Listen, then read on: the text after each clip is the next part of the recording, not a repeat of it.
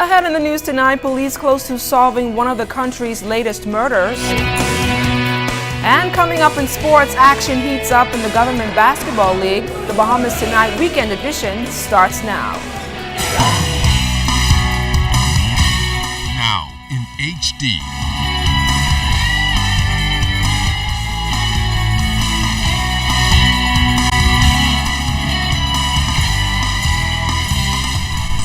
Network presents The Bahamas Tonight. This portion of the news brought to you by BTC Every Day. Good evening, I'm LaDon Davis and welcome to the Bahamas Tonight Weekend Edition. Thanks so much for tuning in. Topping the news, it's a story most bank customers don't want to hear, especially those of you who frequently use the automatic banking machines. We're talking about ATM fraud, and police have been monitoring any trace of it for quite some time now. Well, the good news is that police arrested 3 Romanian nationals early this morning for a series of ATM fraud here in the capital. We can confirm that Central Detective Unit officers acting on intelligence mounted an operation in the Palmdale area to crack the fraud ring. It was sometime around 1:40 this morning when officers intercepted a small white Nissan vehicle and took into custody 3 Romanian nationals ages 30, 32, and 40 years. It was back in June when ZNS News reported on the rise in credit card fraud as police identified new trends that targeted unlikely Bahamians, including skimming and card cloning. Now, if you believe you're a victim of ATM or credit card fraud, we encourage you to contact police immediately. Meanwhile, 2 suspected murderers were arrested by police for the killing of web shop employee Prince Prudence. A 19-year-old man of Cowpen Road was arrested by San Salvador police, and a 29-year-old man was arrested in the area of Taylor Street early this morning. Prudence was found dead at the intersection of Sapodilla Drive and Willow Tree Avenue near Mount Tabor Church on August 11th. Police say gunmen sprayed his gold Honda Civic with bullets before it went crashing into a residence wall. Now, police say that 19-year-old man of Cowpen Road is expected to be arraigned in the magistrate's court for Prudence's murder tomorrow morning.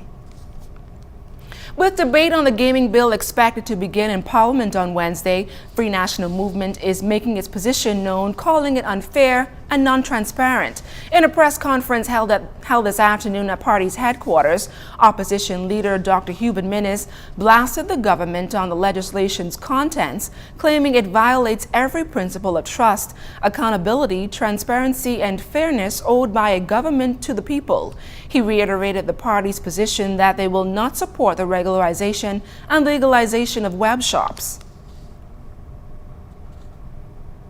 The gaming bill itself is nothing short of a charter for lawbreakers and the select few, in that it legalizes previously criminal acts and provides a statutory, a fixed deal, a done deal advantage to existing lawbreakers as against law-abiding persons who may wish to enter into a business venture which is now being legalized and regularized. Dr. Minnis is again calling for the Prime Minister's apology on reportedly wasting millions of dollars on last year's gaming referendum and ignoring the will of Bahamians. The F&M leader further noted if this bill is passed, it will leave Bahamians at a huge disadvantage. The government is introducing an entirely new form of institutionalized unfairness in the gambling industry. The same illogical unfairness is shown in the continuing prohibition of Bahamian residents, who may be guests of the various hotels, from gambling in the casinos or utilizing the mobile gaming services. Nothing more was expected from the Free National Movement is how the minister responsible for gaming, Obi Wilshcombe, is responding to their comments made on the gaming bill today. Minister Wilshcombe indicated to us earlier this afternoon that this is the opposition's expected approach to issues that are difficult and challenging, as kicking the can down the street is what he calls the F&M's modus operandi. The gaming minister said the unfortunate reality is that we have an issue before this country that must be regulated and controlled, and those those who are afraid to do so are in fact shortchanging the Bahamian people. Minister Wilczka maintains that the government is elected to serve the people, to better our country, and to lift this nation from the ills that have made it sick.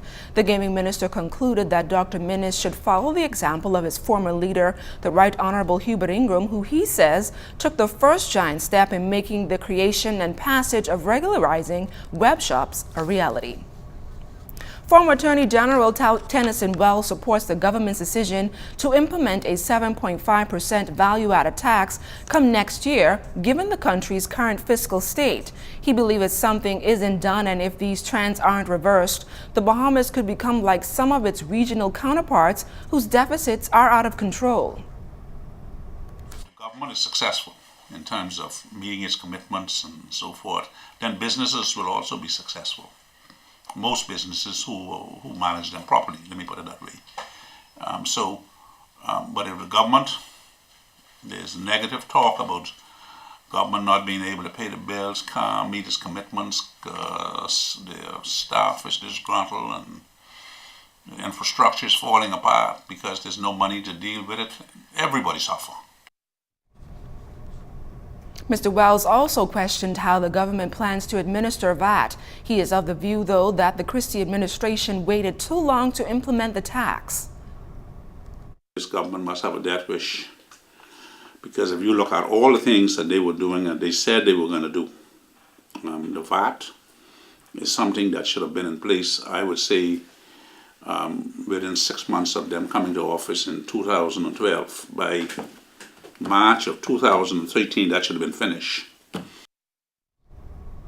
Chairman of the Bahamas Electricity Corporation, Leslie Miller, maintains the corporation will be in a serious position unless it can get new engines right away to filter the demands of Bahamar when it officially opens next year. Miller says it's a serious concern and a decision, will have to be made at the corporation's next board meeting. On Friday, the chairman called for a new plant as BEC continues to deal with its laundry list of maintenance issues. 3 of BEC's main engines broke down last week as a result of those existing faults, leaving consumers in the dark yet again. It is a concern. It's not a serious concern now because they are on our grid now.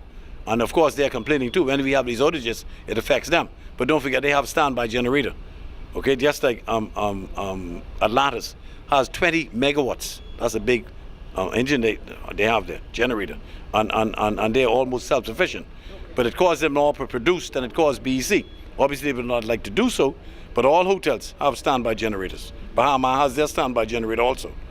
But it's just a problem when you got to keep using it. Mr. Rupert Roberts has his standby generators, but it costs him more to produce than he buys from BEC. Hence, BEC need to be in a position to have continuous load at all times to satisfy the demand that is placed upon its engines.